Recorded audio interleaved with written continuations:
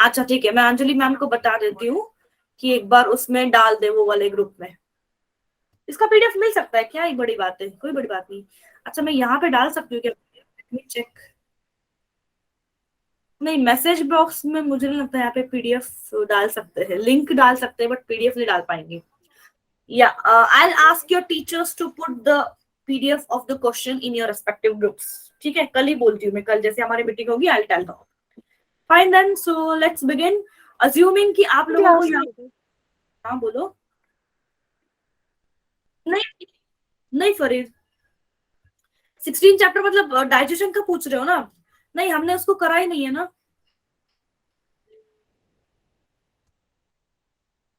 Cytoplasmic streaming.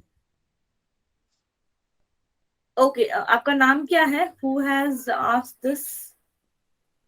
अल्तमाश। Okay, cytoplasmic streaming is, suppose ये एक cell है एंड साइटोप्लाज्म हमेशा कांस्टेंट नहीं रहता, रिजिड नहीं रहता, मतलब हमेशा ये हिलेगा।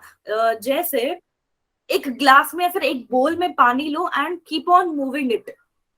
तो ऐसा क्यों होता रहता है? क्योंकि मेटाबॉलिज्म्स, रिएक्शंस, मॉलिक्यूल जो है वो हमेशा घूमती रहती है साइटोप्लाज्म में। तो that movement of the cytoplasm is called as cytoplasmic streaming, simply. समझे? ओके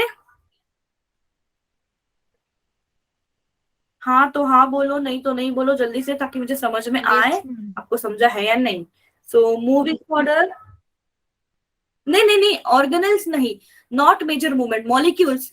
ऑर्गेनल्स के बीच इंटर मॉलिक्यूल, जैसे ईआर से गोल्गी जाना है प्रोटीन को, गोल्गी गोल्गी के पास से फिर किसी ऑर्गेनल के पास जाना होगा, तो बायोमोलिक्यूल्स का मूवमेंट होता है, प्रोटीन्स का मूवमेंट होगा, आरएनए का मूवमेंट होगा। तो ये सारी फूड पार्टिकल जो है वो मूवमेंट करेगी, ऑर्गेनल नहीं घूमेगा।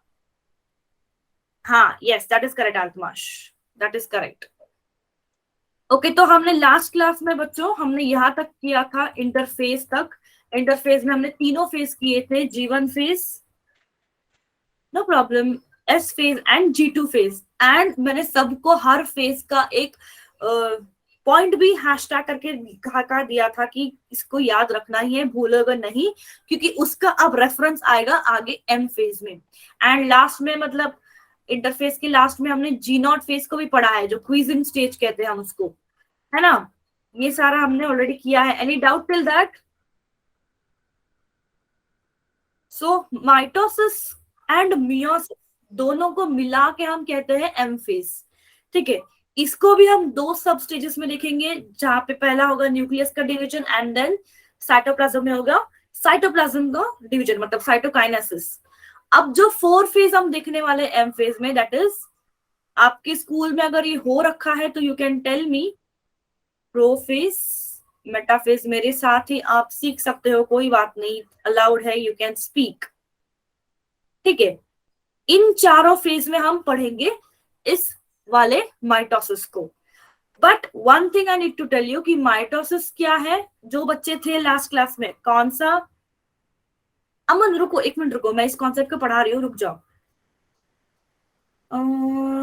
नो संजना किस लिए? Sanjana Ritika, no for what? बात करो। Sanjana Ritika, no for what? I don't understand, no किसके लिए बोल रहे हो? समझा नहीं या क्या?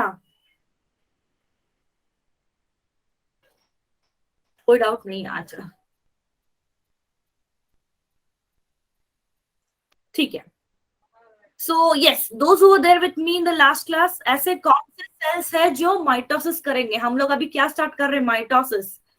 सो which cells will undergo mitosis? मैंने बताया है इस क्लास को। मैं यहाँ पे, या very good, very good, somatic cells जो करते हैं माइटोटिक डिवीजन, क्योंकि ये सारे जो सेल्स होते हैं इक्वल क्रोमोसोम को भेजेंगे अपने डॉटर सेल्स में। That's correct Vivek, yes Nishita, correct. So moving to the very first phase of this mitosis, जिसको कहते हैं हम प्रोफेज। नाउ इन प्रोफेज कुछ ऐसे 5 इवेंट्स मैं गिनवाऊंगी जिसको आपको बाय डिफॉल्ट लिखना ही होगा, क्योंकि जब भी आप इंटरफेज लिखते हो या माइटोसिस या मियोसिस लिखते हो, हर फेज के दौरान उसका सेल साइकिल का डायग्राम निकालना बहुत ज्यादा जरूरी है। सो आपको डायग्राम भी बाय डिफॉल्ट निकालना पड़ेगा, और ऐसा नहीं कि सिर्फ डायग्राम निकाल के आ गए पॉइंट्स नहीं लिखा तो भी नहीं चलेगा, दोनों भी लिखना उतना ही जरूरी है, थ्योरी में बोल रही हूँ मैं, ठीक है। ये पीमैट, आप लोग पीमैट बोलते हो क्या? आई से इट एज प्रो मेटा एनाटिनो, तो मुझे वैसे याद रहता है। एनीवेज अपना अपना तरीका होता है, नो प्रॉब्लम। सो प्रोफेज एक लॉन्ग फेज माना जाता है अमॉन्ग्स द रेस्ट 4 फेजेस। उसमें स्टार्ट हो जाएगा हमारा जो क्रोमैटिन है, everybody chromatin you know now, chromatin का condensation. So very first thing that is starting in the prophase is condensation of prophase, condensation of chromatin. Second चीज होगी, अगर आप डायग्राम में ऑब्जर्व करते हो, जनरली हम न्यूक्लियस कुछ इस तरह से निकालते हैं, बट जब हम प्रोफेज को निकालेंगे न्यूक्लियर एनवलप को टूटते हुए निकालेंगे। तो that is the second thing. यहाँ पे भी देखो डायग्राम में भी टूटा टूटा सा है ना न्यूक्लियर एनवलप। सो ये क्योंकि न्यूक्लियर एनवलप जब टूटेगा तभी उसके अंदर के सारे क्रोमोसोम जो है वो साइटोप्लाज्म में आएंगे, उनको स्पेस मिलेगा, and then the division will happen. So nuclear envelope is going to disappear या disintegrate. Then organelles अगर आप देखोगे धीरे धीरे जो ER है, माइटोकॉन्ड्रिया है, ये सारे ऑर्गेनल्स धीरे धीरे डिसअपियर होंगे। बच्चों बहुत लोगों ने मुझे ऐसा पूछा कि डिसअपियर मतलब जाते कहाँ है? कहीं नहीं जाएंगे। यहाँ पे साइटोप्लाज्म का इतना ज्यादा अमाउंट बढ़ा रखा था हमने कि वो जाएंगे कहीं नहीं, बट थोड़ा सा हल्का सा ट्रांसलूसेंट हो जाएंगे वो। जब आप माइक्रोस्कोप के अंदर देखने की कोशिश करोगे ना, तब ये ऑर्गेनल्स दिखते नहीं है, धुंधले हो जाते हैं, डिसॉल्व हो जाते हैं साइटोप्लाज्म में। इसका मतलब ये नहीं कि वो सेल को छोड़ के चले गए, कहीं नहीं जा रहे, ठीक है, रखना है उनको भी, बस उन्होंने जगह बनाई है for the nuclear division, for the karyokinesis. हमने क्या शुरुआत किया है? कैरियोकाइनेसिस की शुरुआत की है। देन थर्ड चीज हो गया ये, हाँ दिखेगा नहीं वो, बस ट्रांसलूसेंट कहेंगे उसको हम। देन फोर्थ चीज जो होगी, किसी को याद है कि हमने सेंट्रियोल्स को कौन से फेज में डुप्लीकेट किया था? सेंट्रियोल्स कौन से फेज में रेप्लिकेट या डुप्लीकेट हुए? Yes, very correct. कौन है ये? एम नहीं संजना, डुप्लीकेट एम फेज तो अभी हम लोग आए नहीं है। सेंट्रियोल्स का रेप्लिकेशन या डबल होना करेक्ट एस फेज में हुआ था। अब जो वो सेंट्रियोल्स डबल हुए हैं वो जाके बैठेंगे दो पोल्स की तरफ। मान लो मैं निकाल रही हूँ सेंट्रियोल्स को, तो उन्होंने अपनी पोजीशन ले ली, एंड साथ में और एक चीज चालू हो जाएगा कि यहाँ से जो रेज निकलते हैं उसको कहते हैं what? Spindle fibre. Spindle fibre We call them initially as aster rays. उनको हम कहते हैं aster rays. Aster rays plus centrioles together आपको देगा स्पिंडल फाइबर का आकार। कोई कुछ बोल रहा है? प्लीज कीप म्यूट, सुना नहीं दे रहा है मुझे। विवेक म्यूट पे डालो अगर आप बात नहीं कर रहे हो। ओके, सो एस्टोरेज प्लस सेंट्रियोल्स मिलेगा स्पिंडल फाइबर का पूरा एपैरेटस। क्या क्या हुआ प्रोफेज में? प्रोफेज में सबसे पहले हमने क्रोमैटिन का कंडेंसेशन या कॉइलिंग स्टार्ट किया। देन धीरे धीरे हमने क्या देखा कि जैसे जैसे प्रोफेज आगे बढ़ रहा है, न्यूक्लियर एनवलप निकलते जा रहा है। देन ऑर्गेनल्स भी धीरे धीरे हल्के पड़ने लग जाएंगे, धुंधले पड़ने लग जाएंगे, डिसअपियर होने लग जाएंगे। देन चौथी चीज, सेंट्रियोल्स ने पोजीशन ले ली दो अपोजिट पोल्स की तरफ जाके, वो ऑक्यूपाई कर लिया पोजीशन को। एंड पांचवी चीज, spindle fibre formation initiation start हो गया है। जैसे ही प्रोफेज खत्म होते लग जाएगा, आपको दिखेंगे कि सारे के सारे जो क्रोमोसोम्स है पूरे कंडेंस होके एक शेप में आ गए हैं। सेंट्रियोल्स जो है पूरे तरफ, दो भी पोल्स है उन तरफ जाके ऑक्यूपाई कर चुके हैं प्लेसेस को, एंड ऑर्गेनल्स जो है वो पूरे डिसअपियर हो गए, न्यूक्लियर एनवलप डिसअपियर हो गया। तो जो भी हमारा क्रोमोसोम था वो पूरे साइटोप्लाज्म में अब फैल गया है। ठीक है, ध्यान दो, क्रोमोसोम जो है वो स्प्रेड आउट करेंगे साइटोप्लाज्म। क्या बोल रहे हो? हाँ, स्टार लाइक या एक्स लाइक भी कह सकते हो। People, you are not suppose to leave the class without the permission. Vanshika,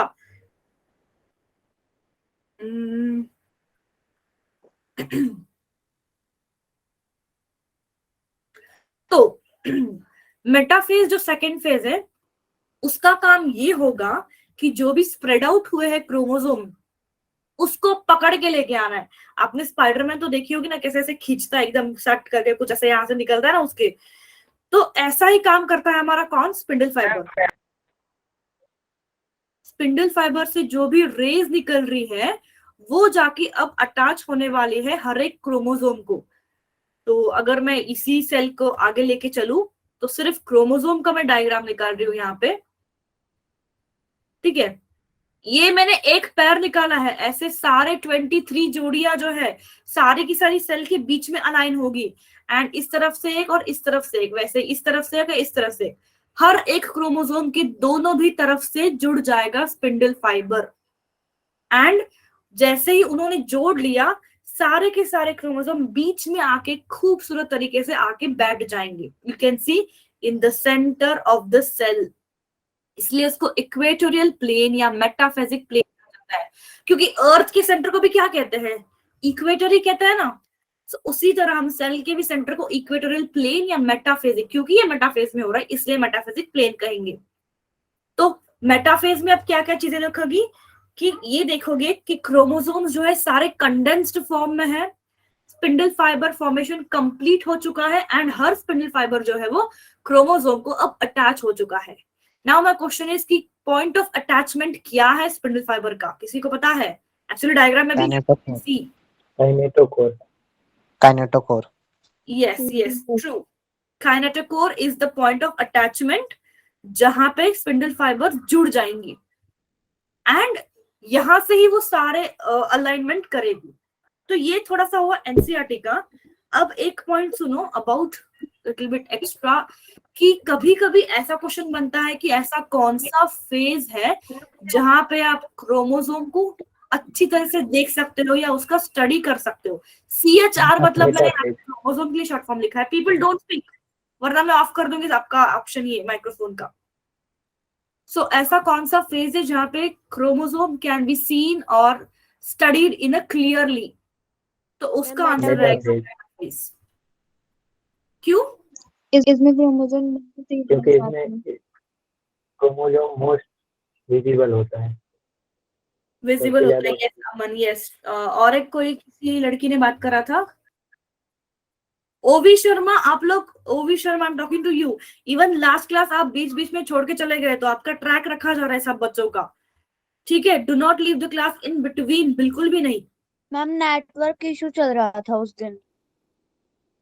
अच्छा ठीक है, फिर बाद में एक ही रिक्वेस्ट सबसे है कि बोल के करो जो भी है ना, अगर छूट जा रहा है फॉर एनी सच रीजन पता होना चाहिए ना, वरना मुझे पता कैसे चलेगा कि कौन क्यों छूट रहा है। पता अपने आप लीव हो रही थी class.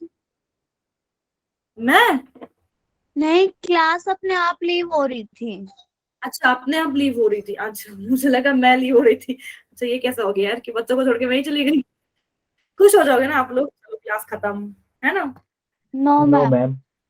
Okay, so coming back to our point कि कौन सा फेज है जहां पे क्रोमोसोम दिख सकता है, स्टडी कर सकता है, तो वो हो जाएगा हमारा मेटाफेज। अगर नीट वाला क्वेश्चन कोई बनता है तो ये। एंड सेकंड क्वेश्चन ऐसा बन सकता है कि कहाँ पे स्पिंडल फाइबर जो है वो अटैच होते हैं, तो वो तो आपको सभी को पता है कि काइनेटोकोर है इसका answer. These are the two highlighting points for the objective purpose, मतलब आपके MCQ या कॉम्पिटिटिव एग्जाम्स के लिए। थ्योरी में आप लिखोगे कि कैसे सारे क्रोमोसोम्स जोड़ियों में पूरे सेंटर में अलाइन हो जाती है, ठीक है। आगे चले, एनाफेज की तरफ चले।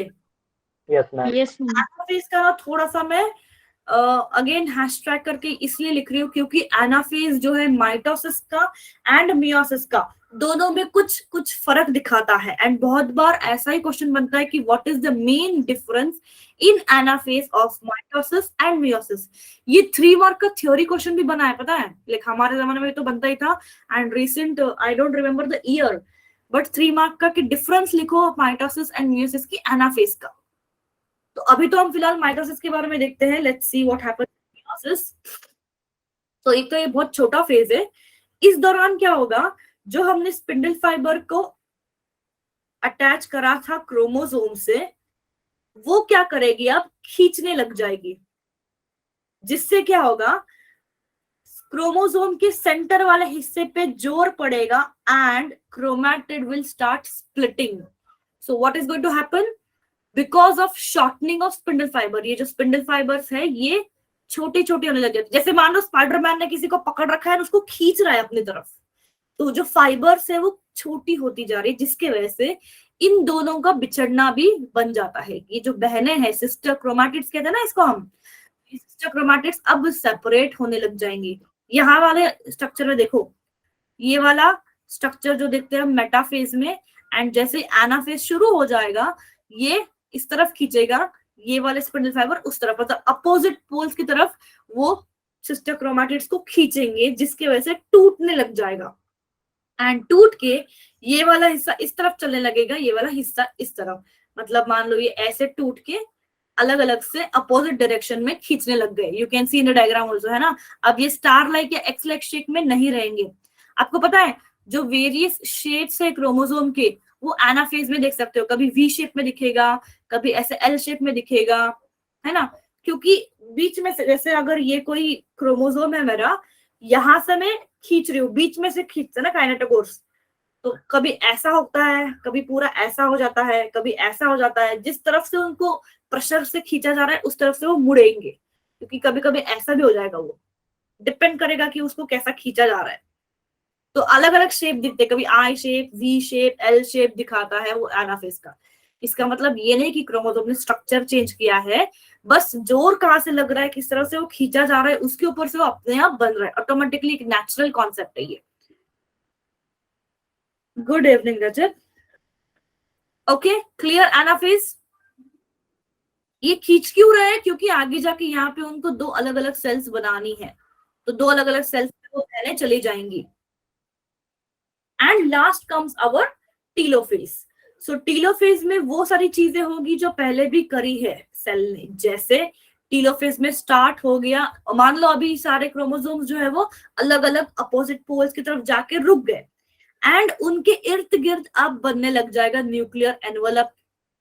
साइड में हमारे ऑर्गेनल्स भी आने लग गए। साथ ही क्या हो जाएगा, नहीं नहीं ये फर्स्ट क्लास नहीं है, हम लोग माइटोसिस स्टार्ट किए, इंटरफेस हो चुका है। देन स्पिंडल फाइबर जो बने थे वो अभी क्या हो जाएंगे, घटने लग जाएंगे या फिर डिसअपियर होने लग जाएंगे। सो ये सारे चीजों को अगर आप देखोगे तो क्या मैं कह सकती हूँ क्या कि this is the reverse prophase. Can I say this? Telophase is the reverse prophase. Yes ma'am. Yes Rajat ma'am. क्या बोलना है, ये चैप्टर कब खत्म होगा Rajat? What is the problem, क्या हो गया? चैप्टर खत्म होने में टाइम है, अभी माइटोसिस चल रहा है, अभी मियोसिस होना है। ओके, एंड ये कौन है यार, Baahubali Prabhas. We are doing mitosis cell chapter. अच्छा ठीक है, बट नाउ एक सबके लिए रिक्वेस्ट है मेरी तरफ से।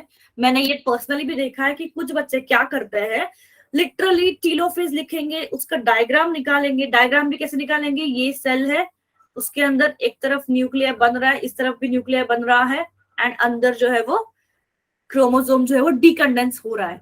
तो बहुत बार बच्चे सिर्फ डायग्राम निकाल के ऐसे लिख जाते हैं कि this is the reverse phase of prophase. ऐसा लिखना नहीं है, इससे आपको मार्क्स नहीं मिलेंगे। आप लोग सारा पॉइंट जो है वो पॉइंट वाइज, बुलेट वाइज लिखोगे। जैसे क्या लिखोगे, क्रोमोसोम जो है वो अनकॉइल होने लगता है। प्रोफेज में क्या हो रहा था, कंडेंसेशन हो रहा था, कॉइलिंग हो रहा था। यहाँ पे उल्टा होगा, क्रोमोसोम जो है वो छूटने लग जाएंगे, क्रोमैटिन के स्ट्रक्चर में आने लग जाएंगे। न्यूक्लियर एनवलप वहां पे घट रहा था, यहाँ पे बनेगा।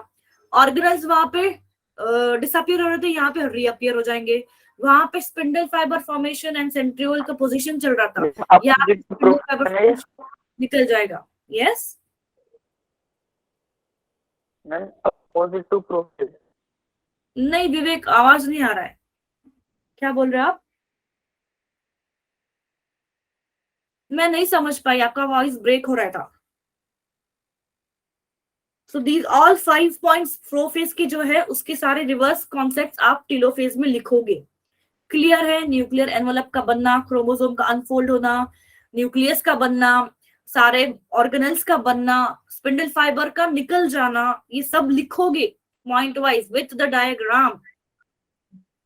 हाँ विवेक, अपोजिट तो है, इसलिए तो मैंने रिवर्स प्रोफेज कहा उसको, बट आप ऐसा लिख नहीं सकते। This is not allowed to write. Not allowed, मैं फिर से लिख रही हूँ, नॉट अलाउड टू राइट। ये समझने की बात है सिर्फ, ठीक है ना, सिर्फ समझोगे आप, लिखोगे नहीं। But yes Vivek, clear? Yes, ma'am.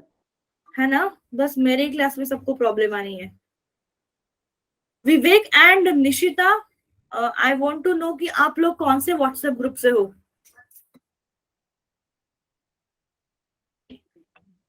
जल्दी बोल के रखना। Nishita is 78, Vivek is 21। Okay fine fine. So आगे चलते हैं towards the cytokinesis. Bhumika left.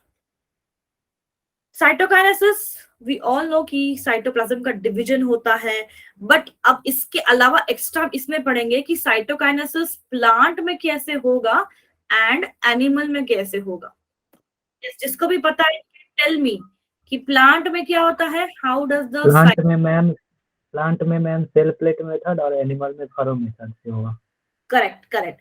Tanisha कौन से ग्रुप में ऐड करना है?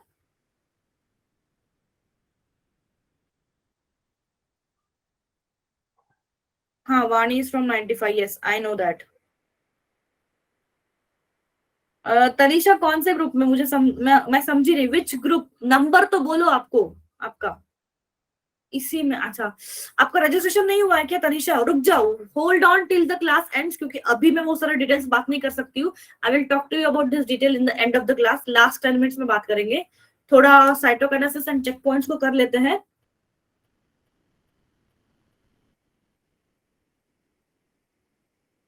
ओके तनिषा, कौन से ग्रुप से निकल गए थे आप? G25? Okay fine, I get it done. अभी रुको, लेट मी कंप्लीट दिस। सो जैसे मुझे विवेक ने कहा कि दैट इज ट्रू, एनिमल में एंड प्लांट में होता है एक फर्क, वो है सेल प्लेट फॉर्मेशन। अच्छा मैं ना आपको कुछ दिखाना चाहती हूँ बच्चों, I would like you people to see this. रुको, ताकि इससे आपको और थोड़ा अच्छा आइडिया मिले कि भाई ये एग्जैक्टली हो कैसा रहा है। सो सेल फॉर्मेशन प्लांट में एंड एनिमल्स में इस तरह से अलग होता है, क्योंकि सबसे पहली बात ये है कि यहाँ पे सेल वॉल का बनना बहुत एक इम्पोर्टेंट कॉन्सेप्ट बन जाता है। सेल वॉल जो है, आपको ये इमेज दिख रही है सबको? Yes ma'am. हाँ, ये जीआईएफ इमेज है, थोड़ा सा हिलता हुआ दिखेगा cell, you can see, observe clearly, थोड़ा सा सेल सेपरेट होता दिखेगा, देख रहे हो? See this. तो सेल प्लेट फॉर्मेशन में क्या हो रहा है, ये जो सेल है तो बीच में क्या हो रहा है, there are some splitting materials जिसको हम कहते हैं मिडिल लैमेला। पे अटेंशन, यहां से नीट के भी क्वेश्चंस बनते हैं। तो मिडिल लैमेला का फॉर्मेशन या डिपोजिशन होना स्टार्ट होता है, जिसको कहते हैं फ्रैग्मोप्लास्ट। एंड किससे बना है सेल वॉल हमारा? सेलुलोज से बना है, हेमिसेलुलोज से बना है प्लांट का सेल वॉल। तो वो सारा जो मटेरियल है, वो सारा जो चीजें हैं, वो सेल के बीच में से बननी शुरू हो जाती है, बाहर की तरफ चलने लग जाती है। इसलिए इसको सेंट्रीफ्यूगल भी कहा है, सेंट्रीफ्यूगल प्लेट फॉर्मेशन। ये तो पता है ना आपको, सेंट्रीपिटल एंड सेंट्रीफ्यूगल का मतलब। तो क्या है, जब भी सेल में प्लांट के सेल में पूरा का पूरा 2 न्यूक्लियस बन गया, अब इसको मान लो डिवाइड होना है, तो यहाँ से जो मिडिल लैमेला है वो बनना स्टार्ट हो जाएगा बाहर की तरफ। देखो इस डायग्राम, इसी को कहेंगे हम सेल प्लेट फॉर्मेशन। एंड ये जो मटेरियल डिपॉजिट होता है वो होता है फ्रैग्मोप्लास्ट, या प्रोसेस को फ्रैग्मोप्लास्ट कहते हैं। मैम पहले तो कैल्शियम फैक्टेट डिपॉजिट होती है। क्या, जोर से बोलो, क्या डिपॉजिट होता है? Calcium pectate ma'am. हाँ, क्या वही फ्रैग्मोप्लास्ट का हिस्सा है वो, बट उस लेवल तक आपको नहीं चाहिए। कैल्शियम पेक्टेट के लेवल तक नीट में पूछते नहीं है, इसलिए मैंने नहीं बताया। नॉट रिक्वायर्ड, नहीं पूछा अभी तक, तो नहीं क्वेश्चन बना है। फ्रैग्मोप्लास्ट, हाँ ये क्वेश्चन बनता है कि फ्रैग्मोप्लास्ट बनती कहाँ से, तो ये बनती है गोल्गी बॉडीज से, ठीक है?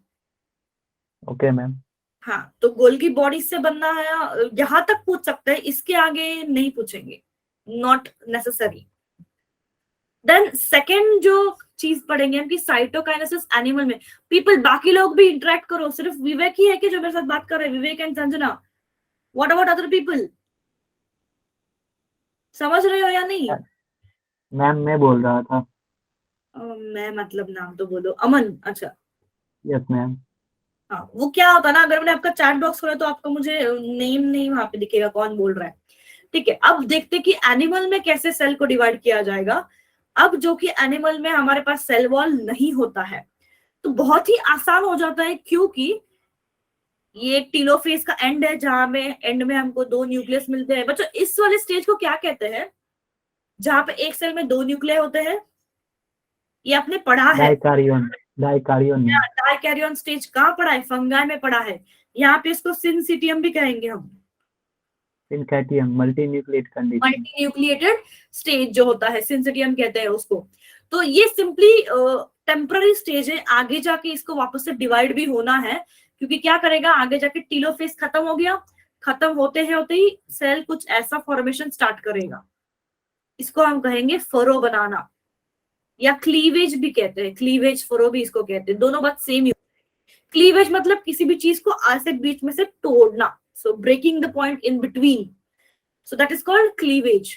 सो क्लीवेज या फरो जो है वो ऐसे आगे जा रही है, डायरेक्शन देखो आप, बाहर से अंदर जा रहा है, इसलिए हम इसको क्या कहते हैं? सेंट्रीपिटल। सेंट्रीपिटल भी कहते हैं। ट्रू। सो आगे जाते जाते हुए सेल कुछ ऐसे दिखेगा फिर, एंड एट द एंड पूरा 2 सेल जो है वो एक दूसरे से अलग हो चुका है, एंड ये उसके अंदर का न्यूक्लियस। तो कुछ इस तरह से साइटोप्लाज्म का डिवीजन होगा एनिमल एंड प्लांट में। यहाँ पे देखो, ये प्लांट का है एंड एनिमल का है, ये समझ में आ रहा है? Yes ma'am. क्योंकि यहां से ना थोड़े से क्वेश्चंस बनते हैं, if not the theory but multiple choice questions बन सकते हैं। समझना क्या रिपीट करना है? क्लीवेज फॉर्मेशन या सेल प्लेट फॉर्मेशन? अच्छा, इसका भी जीआईएफ मिलता है क्या? लेट मी चेक, ये कैसे एनिमल सेल डिवाइड करेगा।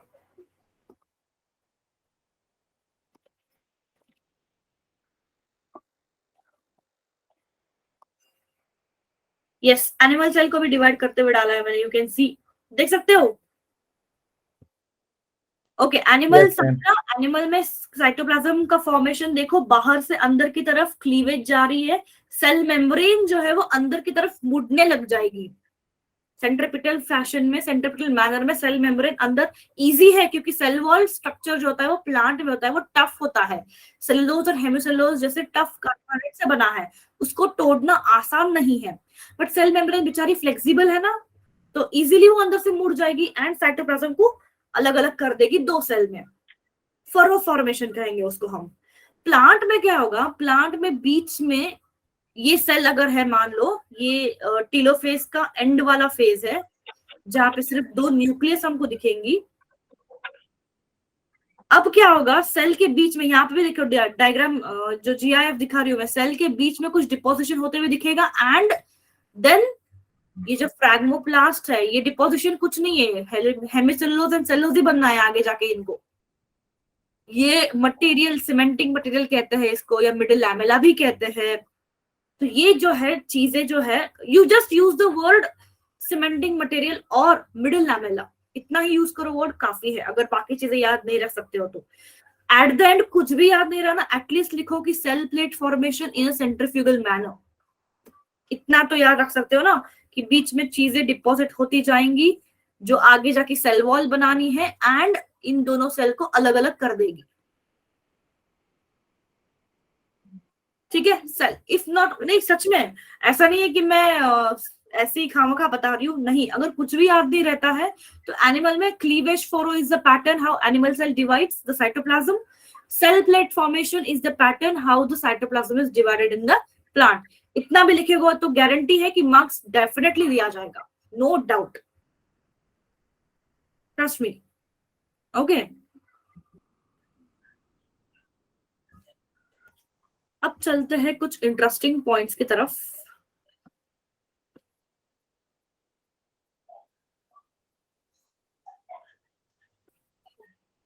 अच्छा रजित, ये कहाँ से कॉपी करके लिखे हो आप? रजित, ये अभी डालने का क्या मतलब था, मैं नहीं समझी। Fine. We are moving to one extra point of your cell cycle, जो कि थोड़ा सा not included in the NCERT है, but required for your entrance exams. That is, yes. Sorry ma'am. नहीं कोई बात नहीं। रजत ने कुछ डाला है, मुझे समझ में नहीं आ रहा है। Why you are telling about the plant cells and animal cells? I don't know कि आपको क्या पूछना है या क्या बताना है। So checkpoints मतलब they are simply proteins के कुछ complexes है। They are some protein complexes, समझो। अब शायद वे को ये पता भी होगा कि कौन से प्रोटीन्स है। You can tell me if you know.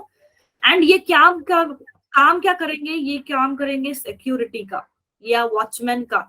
Watchman काम क्या करता है बच्चों? Those who don't know, for them pay attention, necessary है, important point है। सिक्योरिटी एंड वॉचमैन करते ये है कि रात भर वो बिल्डिंग का देखभाल करेंगे, जो भी चीजें चाहिए नहीं चाहिए, सही से हो रही है नहीं, चोरी चकारी तो नहीं हो रही है, डकैती तो नहीं हो रही है, ये सारी चीजें का वो ध्यान रखते हैं। एंड और एक चीज, वो लोग शिफ्ट में भी काम करते हैं सिक्योरिटी वाले, करेक्ट। ऐसे ही हमारे सेल में कुछ ग्रुप ऑफ प्रोटीन्स है जो सिक्योरिटी का काम करते हैं, जो क्या करेंगे, सेल फेज जब सेल साइकिल जब अलग अलग फेज में चलता रहेगा, जैसे G1 हो गया, S हो गया, G2, N, सारे फेजेस के दौरान कुछ ना कुछ प्रोटीन्स को बनाया जाएगा, उस फेज का सिक्योरिटी किया जाएगा, चेक किया जाएगा एंड आगे भेजा जाएगा। So those are some proteins check points doing the security वाला वर्क, ठीक है। So it's okay Rajat, pay attention now. सो सबसे पहला चेक पॉइंट जो लगता है वो लगता है पहले फेज में of the cell cycle, that is G1 phase. कभी कभी इसी को G1 to S फेज का ट्रांजिशन भी कहा जाता है। ऑप्शन में अगर G1 to S है तो भी सही बात होगा, कोई गलत नहीं है। ये करेगा क्या? ये प्रोटीन्स जो G1 फेज में आएंगे वो करेंगे ये कि वो देखेंगे जो भी चीज लगना है सिंथेसिस के लिए, मतलब S फेज के लिए, वो सही से सारी चीजें बनी है या नहीं। पहला बात, सारा प्रोटीन का तैयारी हुआ है कि नहीं, मतलब ये सिक्योरिटी का काम कर रहे हैं, देख ही जा रहे, सब तरफ नजर डालते जा रहे कि सब कुछ सही से जा रहा है या नहीं, सिंपली। दूसरी बात ये भी देखेंगे कि जो भी सेल साइकिल से एग्जिट करेंगे एंड G0 में एंटर करेंगे, उनको भी वो एग्जिट पाथ दिखाएंगे, डायरेक्शन दिखाएंगे कि भाई आपको अब यहां से निकलना है एंड रेस्टिंग वाले फेज में चले जाना है। ये दो चीज होगी G1 वाले फेज में। दूसरा फेज आएगा S फेज का चेक पॉइंट, मतलब यहाँ पे अब कुछ अलग सेट ऑफ प्रोटीन्स है जो सिक्योरिटी का काम करेंगे। वो देखेंगे कि सिंथेसिस ठीक से हो रहा है या नहीं, एंड डीएनए के रेप्लिकेशन में कुछ एरर है या नहीं। अगर नहीं है तो इसको आगे ट्रांसफर किया जाएगा G2 to M फेज में। तो दूसरा चेक पॉइंट लगता है G2, या इसको हम M फेज वाला चेक पॉइंट भी कहते हैं।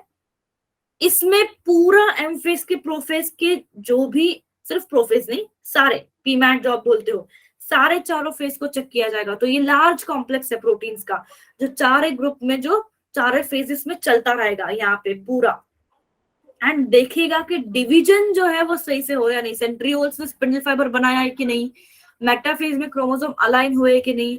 बहुत बार ऐसा भी होते हुए देखा है कि एनाफेज में यहाँ पे मान लो सिस्टर क्रोमैटिड स्प्लिट नहीं हुए, there was no splitting of chromatid. उससे क्या होगा? उससे ये होगा कि ये वाला क्रोमोसोम पूरे एक तरफ चला गया, जो आगे जाके एक सेल में चला गया। बट इस वाली सेल जो थी, क्योंकि यहाँ से दो सेल बननी थी ना, इस सेल में कुछ नहीं आया। मतलब मान लो ये क्रोमोसोम नंबर 1, 2, 3, कौन सा भी, क्रोमोसोम नंबर 5 है ये, तो उसकी एक पूरी की पूरी सेट यहाँ पे चली गई, यहाँ पे कुछ भी नहीं है। तो ये गलतियां सेल करता है बहुत बार, तो उसको भी चेक करना काम होता है हमारे G2 या M फेज वाले प्रोटीन्स का, सिक्योरिटी वाले प्रोटीन्स का, कि उन्होंने सही से साइकिल कंप्लीट किया है या नहीं, सही से डिवीजन को कंप्लीट किया है कि नहीं। क्लियर? G2 में तो सिर्फ रिवीजन होता है। रिवीजन मतलब G2 फेज तैयारी करेगा M फेज की पीपल, माइटोसिस फेज है ना, उसकी तैयारी करता है। तो माइटोसिस के दौरान जो भी चाहिए होता है वो सही से बना है या नहीं, साथ में माइटोटिक वाला डिवीजन भी सही से चल रहा है कि नहीं, ये भी देखेगा सेल। समझे? सिमरन क्या बोल रहे हो? एक बार फिर से G1 का करना है। G1 मतलब ऐसे चेक पॉइंट जो G1 में क्या करते हैं, सिंथेसिस को बनने वाली चीजें जो है, जैसे न्यूक्लियोटाइड लगने वाला है आपको डीएनए के सिंथेसिस के लिए, सेंट्रियोल्स लगने वाले हैं, देन डीएनए के रेप्लिकेशन के जो एंजाइम्स है वो लगने वाले हैं, वो सब सही से बनाए कि नहीं, एक तो वो चेक करेगा, चेक करता है सिर्फ, खुद कुछ इन्वॉल्वमेंट नहीं है डिवीजन में, सिर्फ चेकिंग का काम चल रहा है। दूसरी चीज, जिस भी सेल को G0 फेज में एंटर करना है, मतलब सेल साइकिल अभी उनको खत्म करनी है, बस वो अभी G0 फेज में जाके रुक जाएंगे, उनको वो क्या करेगा, डायरेक्ट करेगा, हॉल्ट कराएगा सेल साइकिल को, क्योंकि आगे चला गया तो एस फेज में जाएगा। सो कोई भी सेल एस फेज में एग्जिट नहीं कर सकता, सेल डिवीजन को एग्जिट करना है तो G1 फेज में ही एग्जिट करना पड़ेगा। तो now is the time where cell cycle can exit the cell division and enter the G0 phase. Clear everyone? Simran, आपका doubt clear?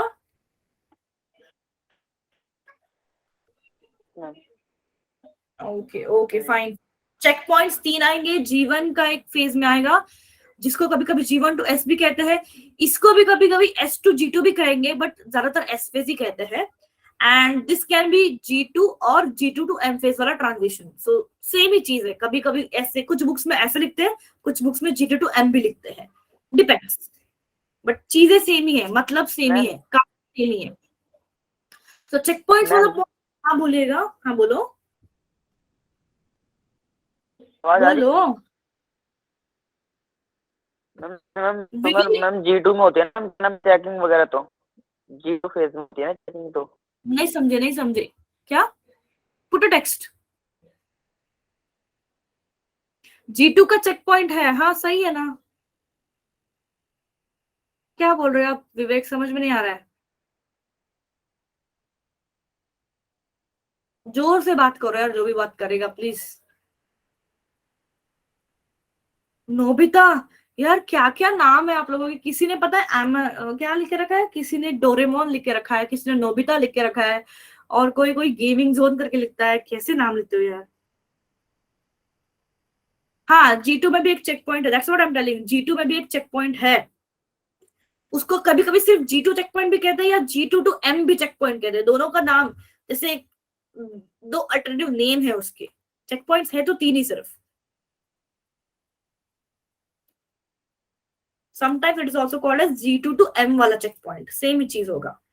So yes, coming to significance of mitosis, एक तो सबसे पहला point मेरे तरफ से ये आएगा कि माइटोसिस जो है वो इक्वेशनल डिवीजन है, जिससे क्या होता है, हमको ये तो पता है कि ये सोमैटिक सेल में करवाएगा, सोमैटिक सेल में करता है तो ये क्रोमोसोम नंबर को सेम रखता है, which is it maintains the ploidy level। Ploidy मतलब एनीबॉडी?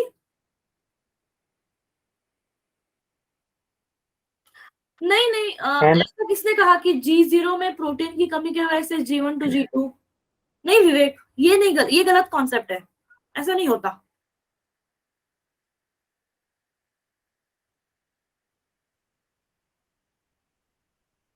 ओके, प्लॉइडी लेवल किसी को पता नहीं है, ploidy level is nothing but the chromosome level, जैसे हम डिप्लॉइड कहते हैं ना, सो हैप्लॉइड रहना, डिप्लॉइड रहना, this is nothing but the chromosome level, chromosome number is known as ploidy level.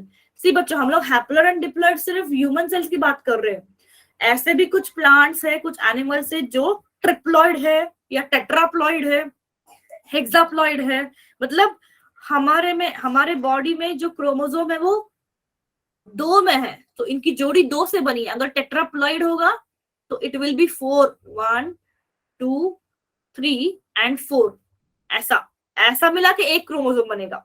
तो डिपेंड करता है कि कौन सा प्लॉइडी लेवल किसका है, ये तो मैंने सिर्फ एग्जांपल दिया। सो माइटोसिस एक तो प्लॉइडी लेवल मेंटेन करेगा, then maintenance of the amount of chromosome that is DNA, then जो रिपेयर है, ग्रोथ है, डेड सेल्स जो होते हैं उनको रिपेयर करने का काम करेगा। साथ ही जैसे हमने वो चिपकली के पूंछ का एग्जांपल आपके बैच में भी दिया था ना, कि कैसे चिपकली की पूंछ अगर टूट गई हो तो वो फिर से रीजनरेशन बनती है, तो उन सेल्स को किसने ट्रिगर किया था? माइटोसिस ने ट्रिगर किया था, ताकि डिवाइड कर जाए। अभी ठंडियों में, सर्दियां आ गई होंगी दिल्ली में, तो आपके स्किन कभी कभी फट जाती है, एडियो में कभी कभी क्रैक्स आ जाते हैं, तो ये फिर से हील कैसे होता है, ये रिपेयर कैसे होता है, ताकि जो भी ये सपोज अगर ये हील है एंड यहाँ पे अगर कुछ क्रैक्स आ गए हो तो ये जो भी G0 में सेल थे फिर से G1 में एंटर कर जाएंगे, सेल साइकिल को फिर से एंटर करके यहाँ पे डिवाइड होने लग जाएंगे, जब तक वो पूरा गैप भरेगा नहीं तब तक। एंड जैसे गैप भर गया फिर से G1 से G0 में चले गए एंड अपना फंक्शन जो है वो करने लग गए। तो this is called how repair of the dead cells and replacement of the dead cells is done. Then asexual reproduction में भी माइटोसिस काम आता है। What is asexual reproduction? I know कि आप लोगों को सभी को पता होगा कि asexual क्या है। बहुत लोग क्लास छोड़ के चले जाते हैं। इसमें गैमेट्स की फॉर्मेशन नहीं होती है। ये समझ? गैमेट्स फॉर्मेशन नहीं होती है जिसमें। करेक्ट, मींस दो पेरेंट्स का यहाँ पे इन्वॉल्वमेंट नहीं है, एक ही पेरेंट होगा जो सेल को डिवाइड करेगा एंड दो डॉटर सेल्स बनाएगा।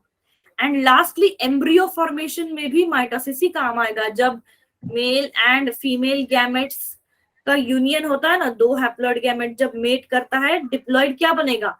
जाइगोट। एंड ये जाइगोट आगे बनाएगा एम्ब्रियो। जाइगोट तो एक ही सेल है, एम्ब्रियो मल्टीसेलुलर है। तो ये जो जाइगोट है वो माइटोसिस कर करके बहुत सारे सेल्स बनाएगा, जिसको हम एम्ब्रियो कहते हैं। एम्ब्रियो भी आगे माइटोसिस कर करके पूरा एक फीटस बनाता है, एक बेबी को बनाता है। तो उसने भी माइटोसिस ही करा है। मैम मोरूला में कितना सेल होता है? यस, मोरूला में कितना सेल होता है? 8। अब ये सब कहाँ पढ़ रहे हो यार, मुझे समझ में नहीं आ रहा है। मैम ये 10th में ही पढ़ा था। मोरूला ब्लास्टुला हुआ है क्या? 10th में ही हुआ था। यहाँ 8 सेल्स का मोरूला होता है, उसके बाद आएगा ब्लास्टुला। पढ़ेंगे हम इसको 12th में, फिर से डिटेल में पढ़ेंगे हम इसको, ठीक है। 8 to 16 सेल्स, फिर 16 to 32 सेल्स का ब्लास्टुला, फिर गैस्ट्रुला आएगा 32 सेल्स के ऊपर। Okay, so this is how the mitosis works for all the maintenance of the whole overall body. यहाँ तक न्यूक्लियस और साइटोप्लाज्म का रेशियो बता दीजिए। किसका? Nucleus bye cytoplasmic ratio. Nucleus में साइटोप्लाज्म का क्या? माइटोसिस के सिग्निफिकेंस में ma'am nucleus bye cytoplasmic ratio का एक बार एक्सप्लेनेशन चाहिए था। उसका क्या एक्सप्लेनेशन? सिग्निफिकेंस में यही तो चीज है, क्योंकि माइटोसिस हो या मियोसिस हो, न्यूक्लियर का डिवीजन साइटोप्लाज्म का डिवीजन इक्वली होना है। सिर्फ न्यूक्लियर डिवीजन का अगर बात कर रहे हो तो वो यहीं पे पता चल जाएगा कि वो इक्वेशनल डिवीजन है। तो आपका कॉन्सेप्ट इसी टर्म के अंडर आ जाएगा जो आप बोल रहे हो ना, that concept comes under the term equational division only. उसको सेपरेटली फिर से लिखने की जरूरत नहीं पड़ेगी, समझे? Okay ma'am. So no need to write. खामा का पॉइंट्स क्यों बढ़ा रहे हो? सबका मतलब एक ही हो जाता है, अल्टीमेटली सबका कंक्लूजन एक ही है कि इक्वेशनल डिवीजन हो रहा है। क्लियर? मियोसिस को स्टार्ट करें क्या? अभी टाइम लेगा मियोसिस स्टार्ट करना। ठीक है, थोड़ा सा इंट्रो देखते हैं कि मियोसिस कौन से सेल्स करते हैं। अच्छा, माइटोसिस सबको क्लियर है, सारे फेजेस? मैम उसमें एक मेरा डाउट था, मैंने चैट में लिखा था, बोले थे बाद में इसको करेंगे। क्या था अमन, बताओ। अमन अमन का डाउट कहाँ है? नहीं Aman, I am not able to see. बहुत पीछे है क्या? यस मैम, मैंने लेक्चर के शुरू में ही लिखा था। क्या था? अच्छा बता दो, अब बात कर रहे हो मुझसे तो बता दो।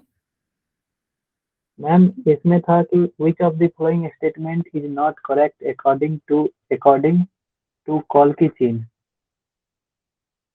क्वेश्चन पूरा बताओ, कौन सा स्टेटमेंट है? Colchicine is a drug, actually antibiotic है। Colchicine is a antibiotic. इसका फंक्शन क्या होता है?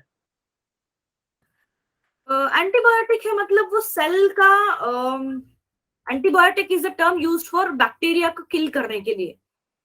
तो ये क्या करते हैं जो भी अच्छा, अब इसका फंक्शन अगर आप डिटेल में देखेंगे, see colchicine is first of all antibiotic. Antibiotic मतलब बुखार में अगर आप क्या लेते हो, एजिथ्रोमाइसिन, लेवोसिट्राजिन, अगर ये कभी पढ़ा होगा तो ये सारे आप लेते हो दवाइयां to kill the infection, to kill the bacteria.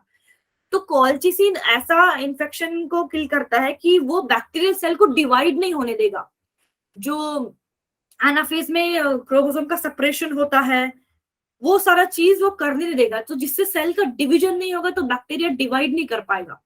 अब इसको देखना पड़ेगा कि कॉल्चिसिन एग्जैक्टली कौन से फेज पे एक्ट करता है। Mitosis Yes, ma'am. का मेटाफेज दिया है। Yes, I could find that. Aman पूछ रहा है ना मुझसे, कौन पूछ रहा है? Yes, ma'am.